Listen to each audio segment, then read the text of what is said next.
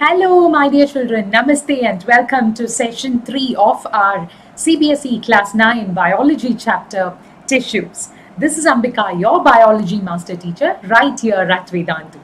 Okay, so first of all, I really hope all of you are staying safe and taking care of your health and taking care of your family and people around you, because that's what is most important, especially in this difficult time, right? During this pandemic period, that's what matters most. So not to worry about your education at all, because we at Vedantu always are here to passionately work to ensure that your learning never stops. Okay, so let's move on, children. I want to give you a positive quote for today. And what is that? Making mistakes is better than faking perfections. How true it is. Just ask yourself. I think it's important for teenagers and adults also equally to know this, that faking perfections just doesn't help at all. You're just putting on extra effort and not being yourself if you're faking perfections. But at the same time, if you just try out something and if you commit a mistake and accept it as a mistake, that's it. There's nothing to worry about it. You are definitely on the right track to becoming a good human being. As long as we learn from our mistakes and never repeat them over and over again, definitely it's not a problem at all. Okay, so let's move on and look at the homework question I gave you in the last class, and that was, remember, it was about plant tissues. Can plants exchange gases through their stem? And if yes, what helps them do that? Okay, so I've got answers here from Akanksha Sharma and Purnendu Kumar Das. So both of them say, I'll read out Akanksha's answer. Akanksha says, yes, plants can exchange gases through their stem. Lenticels are the pores which help them exchange gases. It's absolutely true. Plants can most certainly exchange gases through their stem, especially lenticels are what you would find on the mature stems, like even on barks of mature plants or trees. So yes, and thank you Akanksha for saying that the session was amazing. Thank you so much, my dear. And then Purnendu has also given a similar answer. It's again about lenticels. So thank you very much, Purnendu and Akanksha, and everyone else who's taken a few seconds off or a few minutes off your busy day to give me the answer to this question. Okay, so let's move on, and today let's learn about two major types of animal tissues, which are epithelial tissue and connective tissue. Plant tissues, we've learned, like we've discussed most of the types of plant tissues well in detail, and today we are going to get started with animal tissues. By the next class we would have been done with this entire chapter. We intend to finish animal tissues in the upcoming session. So today we look at two major types of animal tissues, which are epithelial tissue and connective tissue. So animal tissue definitely has to be a lot different from plant tissues, right? Because the needs and requirements of an animal is completely different from what a plant requires in life, right? Because plants as such, they are sessile organisms. They don't move from one place to another. Basically, they don't carry out locomotion and a lot of other differences from the lifestyle of animals, right? Whereas animals, most importantly, the most striking difference you would see is that animals move from one place to another. At least a good majority of animals do move from one place to another to meet all their basic needs in life. So basically, to fulfill all the needs of an animal, there are specialized types of tissues. There are four major types of tissues that we will be discussing about in this chapter, and they are connective tissue, epithelial tissue, muscular tissue, and nervous tissue. So muscular and nervous tissue we will be talking about in the upcoming session. Today we'll just talk about connective tissue and epithelial tissue, starting with epithelial tissue. So here we go, talking about epithelial tissue. Basically, what is epithelial tissue? It is literally the covering or the layer of protection, the layer of tissues which offers protection to an animal body. So what exactly does it do? It forms a barrier in order to keep the different body systems separate and also to protect your entire body from an overall level. So where do you think you would find it? Of course, if protection has to be the main function, the skin is one very good example. And obviously, because protection is the chief function, you would see that cells which make up epithelial tissue are tightly packed and they form a continuous sheet. They can't afford to have gaps like intercellular spaces, right? Because protection is their chief function. So skin, lining of the mouth, the lining of blood vessels, lung alveoli, kidney tubules, all of these are made up of epithelial tissue. Of course, different subtypes of epithelial tissue, but broadly they are all made of epithelial tissue. So these are the major types of epithelial tissue, children. We say epithelial tissue can either be simple squamous, or it can be simple cuboidal. It can also be stratified squamous. It can be stratified cuboidal. It can be simple columnar. And of course, this is just here to give you an overview. We will be discussing the main ones according to your syllabus, one at a time. So hold on, this is just to give you an overview. So it can be either squamous, cuboidal, columnar, it can be ciliated, it can be pseudo-stratified columnar, it can be transitional and transitional relaxed or transitional stretched. Different subtypes that we would find. Basically, the major shapes of the cells which make up epithelial tissues would either be flat, like in the case of squamous cells. They could also be cuboidal. They could also be columnar, depending upon where they are found. And where they are found actually depends on what function is performed by that particular body part. Okay, so depending upon the needs and the requirements of a particular body part, different types of epithelial tissues would be found in them. Let's look at them one at a time. But before that, let me remind you about your golden opportunity to meet Mr. Amitabh Bachchan and get closer to the KBC hot seat. And how do you do this? It's very, very simple. Download Vedantu app right now from Google Play Store and start playing V-Quiz, which is happening every day at 11 a.m. and 7 p.m. Okay, so keep playing V-Quiz till the 18th of October, 11 a.m. and 7 p.m. and get your chances open, in the sense, get your chances improved of getting shortlisted for KBC. Okay, so do not miss it. Certainly, it's a golden opportunity because, as you know, Vedantu is the official learning partner of this season of Kaun Banega Crorepati. So yes, let's move on and understand more about the types of epithelial tissue. Simple squamous epithelium is one of the simplest types of epithelium that we would find in our body. So where do you find them?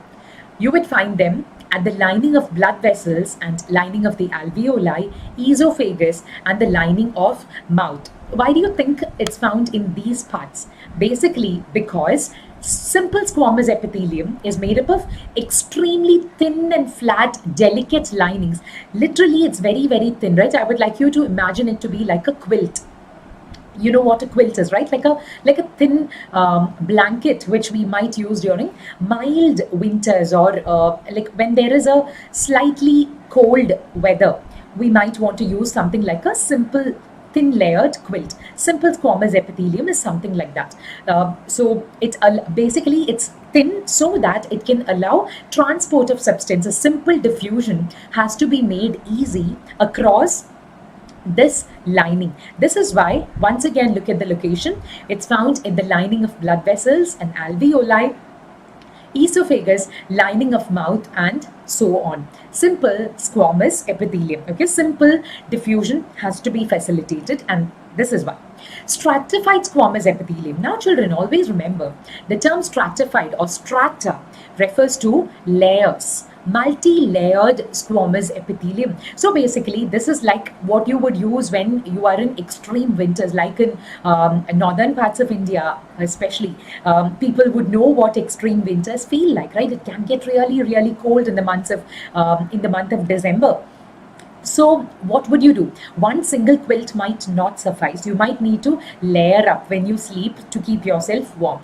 This is pretty much the structure of stratified squamous epithelium. And where do you think your body would need maximum multi-layered protection? Your skin, because it's the outermost covering of your body, and it's supposed to be the largest organ of your body. Yes, of course, skin is an organ, and it is made up of stratified squamous epithelium because it's arranged in many layers so as to prevent any kind of damage. Imagine if our skin was made up of only one layer of squamous epithelium, like the simple squamous epithelium. What would the case have been? Everything, we might probably have been able to respire like frogs, like breathe through the skin. Oh my goodness, I can't actually imagine. Human beings can't afford that much because of various other complexities that would arise. This is why nature has made the right decision to help human beings respire only through the nose, and have a separate respiratory system. But at the same time, skin is there made up of multi-layered epithelial cells in order to provide protection to the overall body. This is what is stratified squamous epithelium. Now comes columnar epithelium. Literally, they look like columns, right? Like bottle-shaped cells or column-shaped cells, elongated cells. So where do you think you would find them? You would find them in places where absorption and secretion would occur. Imagine them like storage bottles, like storage cans or something like that, where they can be filled with substances, or they can also give out, secrete substances. For example, inner lining of intestine. Yes, a lot of absorption and secretion has to occur in the inner lining of intestine, right? Because the site of complete digestion and food absorption is what that is. The major feature is that it's got pillar-like appearance. Pillar, all of you know what pillars are like. So pillar-like appearance is the major feature of columnar epithelium. And what does it do? It facilitates movement across the epithelial layer. Okay, so this is what is columnar epithelium. And next comes ciliated columnar epithelium. The same as columnar epithelium, except that it's got additional cilia, hair-like structures which line these cells. This is ciliated columnar epithelium. Why do you think it needs cilia? Cilia would be required in those linings of the body where certain particles would have to be brushed, just like a brush or a broom. Something has to be brushed and pushed in further. So where do you think you would find it? Your respiratory tract, of course, because a lot of clearing up, pushing away, brooming away of dust particles, mucus, and all of that has to happen inside your respiratory tract. So that is just one of the functions. You can think about multiple such functions which cilia perform as far as respiratory tracts and other such areas of the body are concerned. Features, you would see that they possess hair-like cilia on the outer surfaces which help in pushing mucus forward in order to clear it. So this is ciliated columnar epithelium. And then comes cuboidal epithelium. Cuboidal epithelium is one single quilt. I want you to imagine it as one single quilt, but that one single quilt is very, very thick. Unlike simple squamous epithelium, which also looked like a quilt, this one is also one single quilt, but this is really, really thick, cube-shaped, cuboidal shaped cells is what make up these epithelia. So where do you think you would find them? You would find them in areas that would provide mechanical support, especially in linings of kidney tubules, ducts of salivary glands, and so on. Places where protection is required, but at the same time, a little bit of extra mechanical support is required. Kidney tubules, ducts of salivary glands, and so on is where you would find cuboidal epithelium. Then comes glandular epithelium.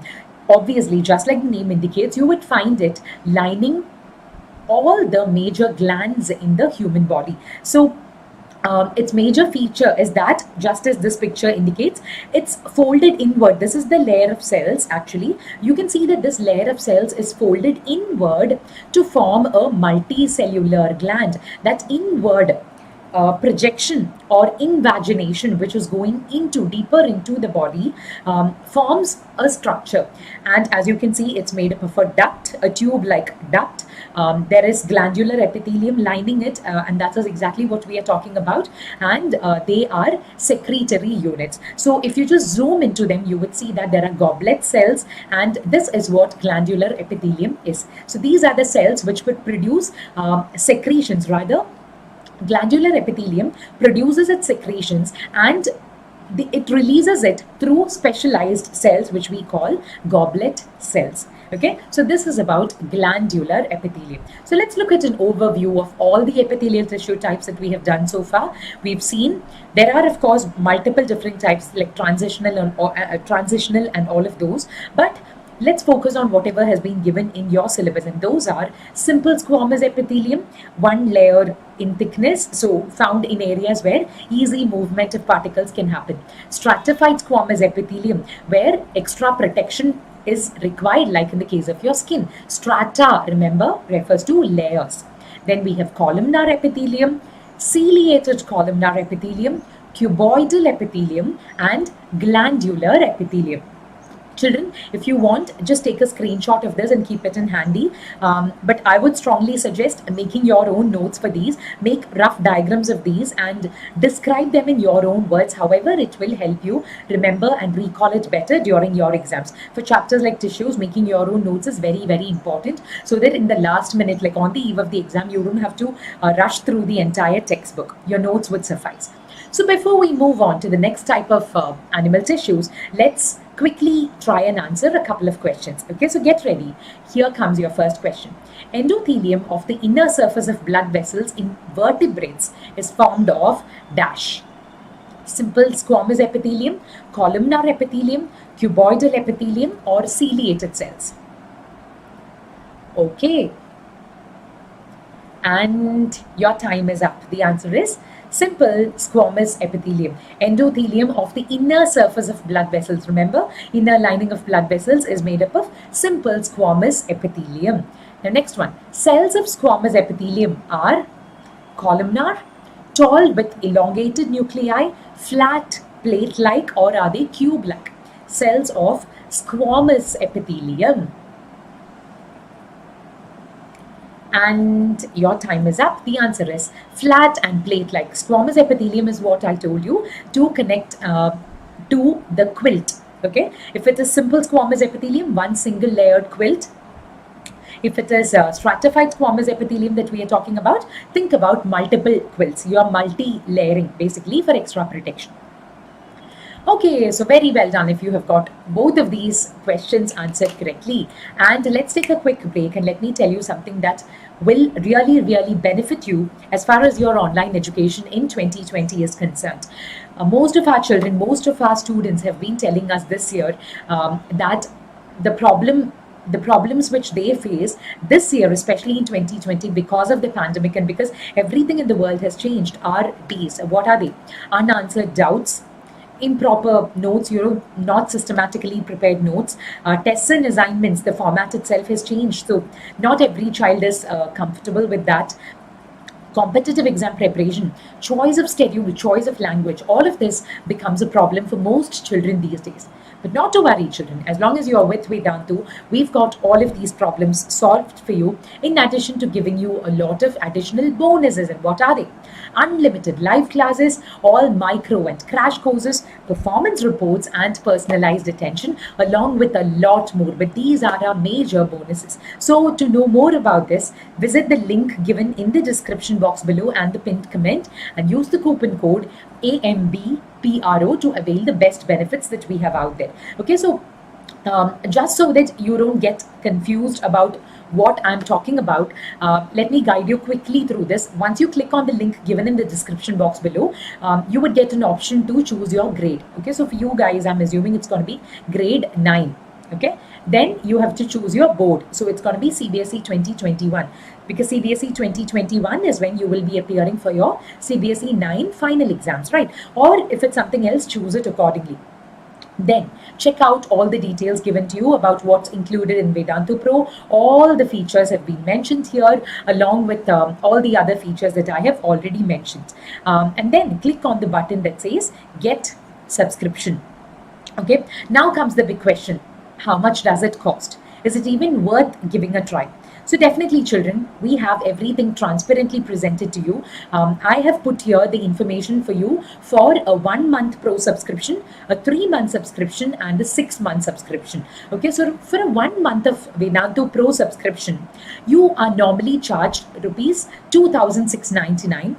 currently. Okay, currently that's the normal rate without any offers, which means for that entire 30 days or 1 month or whatever it is, you get unlimited live interactive classes, test series and analysis, assignments and notes and whatnot for all your subjects together. Do remember 2699 is for your major subjects together as a single package. It's not a subject wise cost. Okay, then right now we have an ongoing offer, which is application of the coupon code AMBPRO, which will reduce your amount payable to 2,159.2. This is for a 1 month subscription. If it's for 3 months, the normal price without any discounts is 6,999, whereas application of the coupon code AMBPRO would reduce it to 5,599.2, which means for 3 full months you can be tension free. Okay, forget about all of this and just be good children with Vedantu and everything will be taken care of. This is for 3 months, and then for 6 months we have another plan, which means for 6 full months, that is roughly till the end of this academic year, you get unlimited access to all of the features that I have told you, which is normally priced at 11,499. Remember, it's not a high cost. Remember, it's for 6 months. Okay, and application of the code AMBPRO reduces your amount payable to 9,199.2. Okay, so this is definitely worth giving a try, children. Just in case you're still confused about the cost and things like that, there are 2 options. Either go ahead and check out the 1 month subscription and see if it's working out for you. If not, I would suggest just sit down and calculate the per session cost. Okay, if you're going by the 3 months plan, for example, get an estimate of the total number of sessions that you can avail in the entire 3 months of subscription. Divide the total amount that I have told you, okay, for the 3 months, which is this 5,599. Divide this amount by the total number of sessions that you can avail to get an estimate of the per session cost. Okay, so I don't want to tell you anything further because this is now your homework and it's up to you to decide what is good for you. Certainly, it's worth giving a try, children, because especially in 2020, this year, I think everyone, all kinds of businesses around the world are only trying to gain back whatever they lost because of the lockdown. Whereas education also, if you look at it everywhere, it's only becoming more and more expensive. Whereas here, education at Vedantu, everyone has a common vision. And that is one of the major visions, one of the major goals of Vedantu is to ensure that education is affordable to all. Okay, so definitely give it a try. And now let's talk about connective tissues, which is the next type of animal tissues that we will be talking about. Epithelial is already done. Connective tissue, let's get started with what exactly is connective tissue. Now, just as the name indicates, it connects the different body parts. How does it do this? Basically, it provides support, binds together, and protects tissues and organs of the body. So you would find connective tissue in nearly every body part. Okay. But then, of course, there are different types of connective tissue. We will be looking at some of them also. But there are a couple of general features for any type of connective tissue. That is, one of them is the fact that cells making up connective tissue are loosely spaced and embedded in intercellular matrix. Okay, there is an intercellular matrix within which cells are loosely spaced and embedded. Okay. Now, this matrix may be either jelly-like, it may be fluid, or it can even be dense or rigid. For example, blood is a type of fluid connective tissue. Bone is a type of harder connective tissue, more of a rigid connective tissue, and so on. Okay, so based on the type of matrix that a type of connective tissue has, and that too, that is decided by which part of the body it's found in. We divide them into different categories. And with that much of understanding, let's look at the different subtypes of connective tissue as per your CBSE 9 syllabus. One is, of course, blood. How many of us knew that blood is a type of tissue? Blood is indeed a type of tissue, and that too, it's a type of fluid connective tissue. What is it made of? It is made up of about 55% plasma, the watery medium, and in it are embedded the cellular components of blood, which includes red blood cells, white blood cells and platelets. What percent of it is RBC, WBC and platelets is also mentioned here. 41%, 4% and 0.01% respectively. And lymphocytes, basophils, eosinophils, monocytes and neutrophils are all different types of WBCs, okay, or white blood cells. What do? RBCs are basically involved in oxygen transport in the body because they contain the pigment hemoglobin. White blood cells are very helpful in providing immunity because they have the ability to engulf foreign bodies like pathogens and eliminate them from our body. And then comes platelets which help in blood clotting mechanism. Okay, so this is about blood.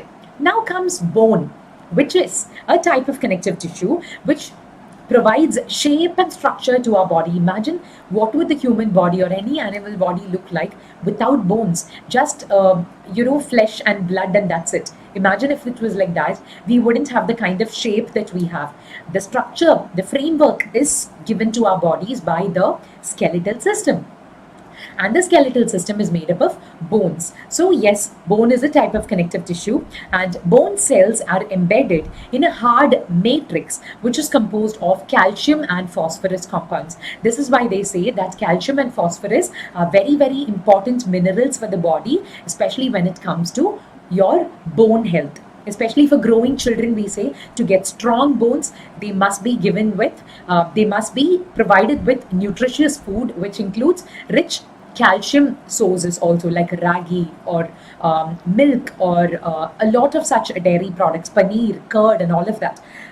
So yes, what you see here are the different types of cells which are embedded in the calcified bone matrix. The major types of cells you would find in bones are osteocytes, we call them osteocytes, and the precursor cells, or the cells which become the bone cells in future, are what we call osteoblasts and osteoclasts. Okay, so these are the different types of cells which we find embedded in the bony matrix, and this is the structure of an individual bone. Okay.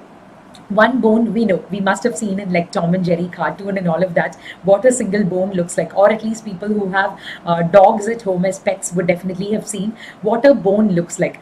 Artificial or real bone is a different thing, but we know at least what it roughly looks like. So these are the major parts of it, and when you zoom into one portion, one section of a bone, you would find these parts. So it's got an outer periosteum, what we call periosteum. Then of course, as you can see, there is blood supply by arteries and veins. Arteries bring in blood, veins carry blood away from these areas, just like any other artery and vein of your body. Then there are cells which we call osteocytes. This is an area which we call spongy bone. Okay, there are structures which we call Haversian canals, and this overall structure is what we call compact bone. Haversian canals are these individual concentric ring-like structures in the middle of which we find these canals, Haversian canals. So this is about the structure of a bone, which, like, you just need to be familiar with these terms, and I mean, you shouldn't just think about, okay, what is Haversian canal, what is osteocyte? It's all related to bones, which is a type of rigid or dense connective tissue. So now moving on to tendons and ligaments, which are also a type of connective tissue. But what exactly do they do? We know that we have muscles also in our body in addition to the skeletal system. There has to be a link between muscles and bones. There also has to be a link between bones to other bones. This is what tendons and ligaments help in. Tendons are basically the type of connective tissue which connect a muscle to a bone, whereas ligaments bind bone to bone. Yes, bone to bone connection by ligaments, muscle to bone connection by tendons. Use your own mnemonics or use your own stories or codes to help yourself remember that, because it's a super duper important concept. What is the difference between tendon and ligament is quite commonly asked in exams, and what exactly do they connect is also like probably a 1 mark question that can possibly come up. Like for instance, muscle to bone connection is dash. The answer would be tendon, or bone to bone connection is dash. The answer would be ligament. And there is another similar type of connective tissue called cartilage, in the sense a little similar to bone, but at the same time the difference is that cartilage is more of a flexible, less rigid type of connective tissue. Where would you find cartilage? The best place to feel it is at the tip of your nose. Just try pressing it. It's very soft. Unlike the bony structure, the hard structure you would find here, this tip is said to be a little soft, okay, because it's made up of cartilage. Cartilage makes a body part flexible, and it is there to smoothen bone surfaces at joints where adjacent bones meet. Those are what we call joints, okay. So at the area of such ligaments, in order to smoothen the bone surfaces, cartilage is found, and additionally it's found in other areas also. It's present in nose, it's found in the ear, this part of the ear, the outer ear. There is a lot of cartilage here. Trachea, our windpipe, is supported by C-shaped cartilaginous rings. Yes, it's not bone, it is cartilage which supports our trachea. Larynx also, our voice box, is supported by different types of cartilage. So this is the importance of cartilage. Do remember, it's similar to bone, but the major difference is that it is a lot more flexible and less rigid as compared to bones. Okay, so this is the structure of cartilage. Where would you find it? This is a bone, as you can see. This area inside it is what we call synovium, and that is filled with a fluid. The synovial cavity is filled with a fluid called synovial fluid. Okay, now ligament is here because ligament is what the type of connective tissue which is found at the junction between a bone and another bone. Bone to bone connection is facilitated by ligament. This is where you would find cartilage, because it is there to smoothen the tips of bones where ligaments and joints rather are found. Okay, that's about cartilage, and this is the basic structure of cartilage. Just like any other type of connective tissue, there is a matrix, and matrix which we call chondrin. Okay, and there are cells embedded in the matrix which we call cartilage cells or chondroblasts or chondrocytes. The mature cells are called chondrocytes. Okay, always remember, osteo is related to bones, chondro, chondro, is related to cartilage. Okay, now comes another type of connective tissue, which is areolar connective tissue. Okay, so it is made up of different types of cells, as you can see: mast cells, collagen fibers, fibroblasts, macrophages, and whatnot. So where do you find it? It's actually a type of loose connective tissue. It's found almost in every part of your body, found as a sort of packing material below the skin, found between skin and muscles, around blood vessels and nerves, and in the bone marrow. Just like how packing material would be used in order to send you like very fragile substances, right? When you order something online through one of the online shopping sites, you might see that if you have ordered some easily breakable or fragile object, the packing experts might make it a point to fill up the extra space with some kind of hay, dry straw or dried grass, or any other type of like the bubble wrap or something like that, which is there to protect it. Just like that, areolar connective tissue acts like packing material to fill up the space inside organs and to support internal organs, and also to help in the repair of tissues. Okay, so this is about areolar connective tissue. Just as any other type of connective tissue, it's found in very common parts of the body. Almost across the body you would find it, and these are the structures, the cells and the different structures, the fibers and the other structures which make up areolar connective tissue. Mast cells are a type of cells commonly found in connective tissue, which have the ability to produce immune boosting substances like antibodies and other substances can be released by mast cells. Okay, so that is what they are, just in case you're wondering what they are. Then comes our last type of connective tissue, which is adipose tissue. Yes, as you can see, where do you find them? There are different types of them. There is brown adipose tissue, there is bone marrow adipose tissue, subcutaneous adipose tissue, which you would find below the skin, visceral adipose tissue found in the visceral organs of the body, ectopic hepatic lipids, and yes, that is just marked here. And then we have epicardial adipose tissue, perivascular adipose tissue, and so on. Now children, not to worry with these names, it's just there to give you a basic idea about where you would find them and the different specialized names that we use to describe them. It's basically fat storing tissue. This fat storing tissue is found below the skin and in between internal organs. So what do you think fills them up? The cells which make up this tissue is what we call adipocytes. Okay, these individual cells are called adipocytes, and they are filled with fat globules or fat droplets. Excess fat in the body is stored inside adipocytes, and that is why, as you see here, excess fat, like people who are slightly at a risk of obesity, you would find a lot of flab on the sides of the body. So these are areas where plenty of adipose tissue has been stored, because the excess fat has been stored in areas like those. But yes, it's not just about being fat. It's also actually a useful type of tissue because it acts like an insulator. It provides body heat, like internally it provides a little bit of basic amount of body heat. That's why we call it an insulator. Also acts as a protector, like protects a lot of our internal organs from different kinds of external shocks. This is about the adipose tissue. So once again, the major types of connective tissues that we have discussed are blood, which is a type of fluid connective tissue. We've spoken about bone and cartilage. We've spoken about tendons and ligaments. We've also spoken about areolar connective tissue and adipose tissue. Okay, so let's quickly answer a few questions before we end the session so that we can ensure that our understanding of these is at a much better level than before.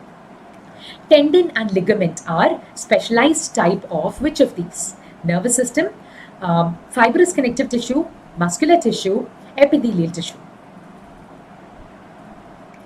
And your time is up. The answer is fibrous connective tissue, of course. Tendons and ligaments. Tendon is muscle to bone. Ligament is bone to bone. Okay, next one. Which of the following is a connective tissue? Is or are connective tissues?